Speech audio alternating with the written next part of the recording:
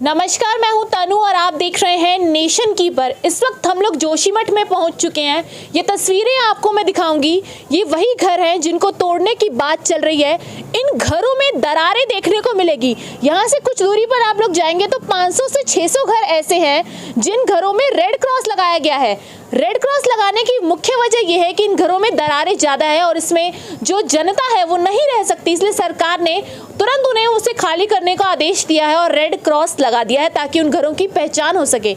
मैं आपको बता दूं, एनटीपीसी प्रोजेक्ट जो भारतीय जनता पार्टी ने शुरू किया था, उस प्रोजेक्ट को लेकर जोशीमठ के लोग लगातार प्रोटेस्ट कर रहे हैं और कह रहे हैं कि इस एनटीपीसी प्रोजेक्ट की वजह से ये दरारें इनके घरों में आई हैं। और आज जोशीमठ के जो हालात हैं, तमाम लोग यहाँ से जो बेघर होंगे इस कड़ाके की ठंड में, जब तो वो कहाँ पर रहेंगे, ये एक सवाल खड़ा हो जाता है। यहाँ रोजगार जो लोगों को नहीं मिल पाएगा वो कहाँ से आएगा? यहाँ जो तमाम लोग दुकानें चलाते हैं, जो इनका घर है यहाँ पर, वो आखिर रहेंगे कहाँ?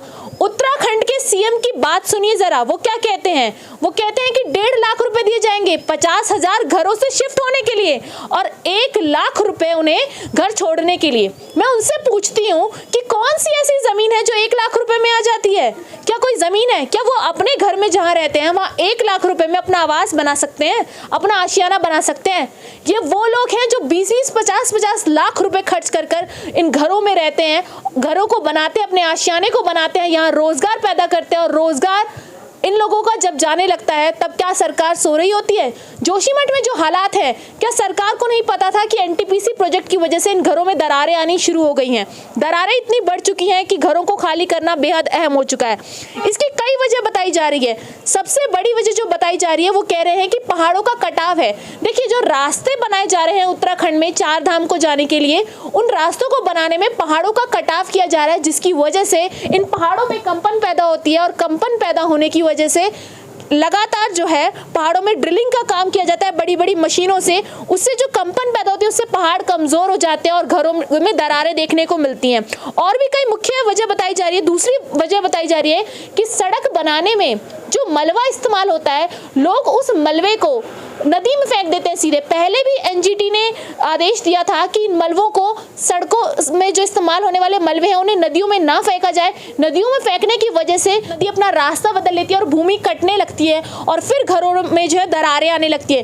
तीसरी वजह बताई जा रही है कि पहले से जो स्लाइड जोन में तब्दील हो चुके पहाड़ हैं, उनके नीचे जब एनटीपीसी जैसे प्रोजेक्टों की खुदाई होती है, उसकी वजह से पहाड़ का ऊपरी हिस्सा जो है वो कमज़ोर होने लगता है और लगातार ये पहाड़ कमज़ोर होने लगते हैं। उनके कमज़ोर होने की वजह से इन घरों के ऊपर खतरा मंडराता है। आप देख सकते हैं कि कैसे पहाड़ है। यदि ये पहाड़ टूटते तो इन घरों के क्या हालात होंगे।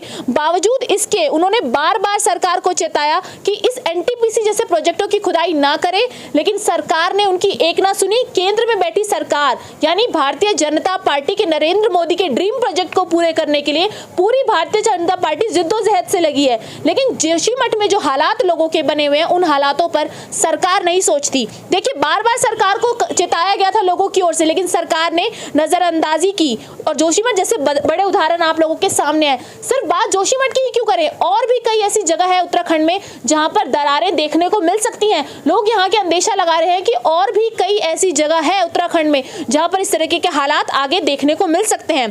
पहाड़ों के दरकने की एक वजह जंगलों का खत्म होना भी बता रहे हैं। कह रहे हैं कि सड़क निर्माण के लिए जो पेड़ काटे जा रहे थे, यानी कि जंगल जिस तरीके से उत्तराखंड में खत्म हो रहे हैं, पेड़ों को काटा जा रहा है।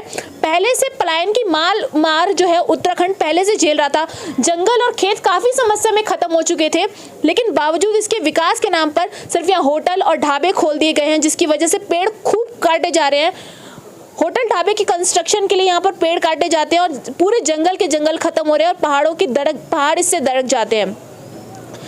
तो जोशीमठ के धंसने से बहुत ज़्यादा नुकसान हो रहा है। उत्तराखंड का एक बहुत बड़ा हिस्सा प्रभावित हो रहा है और जोशीमठ अगर धंस जाता है तो सबसे ज़्यादा नुकसान अगर किसी को होगा तो वो चीन बॉर्डर पर तैनात सैनिकों तक सामान पहुंचाना होगा। सबसे बड़ा नुकसान मैं आपको बता दूं, चीन बॉर्डर पर जो सैनिक तैनात है उन लोगों को यदि सामान पहुंचाना होगा तो एक बहुत बड़ी मुश्किल खड़ी हो जाएगी यदि पूरा जोशीमठ धंस जाता है। इससे पहले भी अगर आप 1957 के आसपास की बात करें तो पहले भी कई ऐसे इलाके हैं जो धंस चुके हैं ज़मीनों में, जिनका अस्तित्व खत्म हो चुका है।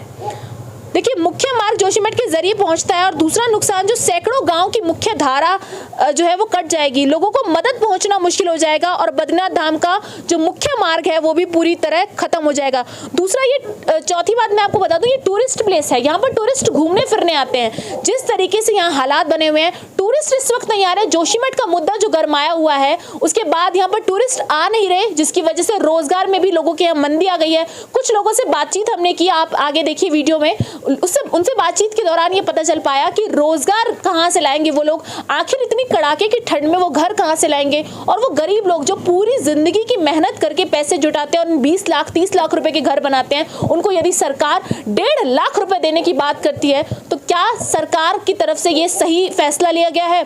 सिर्फ 1.5 लाख रुपए, जिसमें से महज 50,000 तो शिफ्ट होने में लग जाएंगे, उससे कई गुना ज्यादा ही लग जाएंगे, और 1 लाख रुपए उन्हें घर खाली करने को दिए जाएंगे। इस एनटीपीसी प्रोजेक्ट ने जिस तरीके से लोगों के घरों में दरारें पैदा की, लेकिन लगातार एनटीपीसी प्रोजेक्ट की ओर से दावा किया जा रहा है कि इस प्रोजेक्ट की वजह से कोई भी नुकसान नहीं लोगों को हुआ, क्योंकि नदी से 1.1 मीटर इंच ऊंचा है और कोई भी सुरंग जो है वो जोशीमठ के नीचे से होकर नहीं जा रही। बावजूद इसके लोग यहाँ पर एनटीपीसी गो बैक के पोस्टर्स लगा रहे हैं और लगातार मोदी सरकार घेरे में है। एक बार फिर जोशीमठ का मुद्दा गरमाया हुआ है। आपने हल्द्वानी का केस देखा, सरकार को चेताने के बार बार बावजूद इसके सरकार इन मुद्दों को गंभीरता से नहीं लेती, जिससे जो हालात जोशीमठ में बने हुए हैं उत्तराखंड के कई राज्यों में बनने का अंदेशा जताया जा रहा है। तो ऐसी वीडियो के मेरे साथ, मैं तनु, नेशन कीपर से।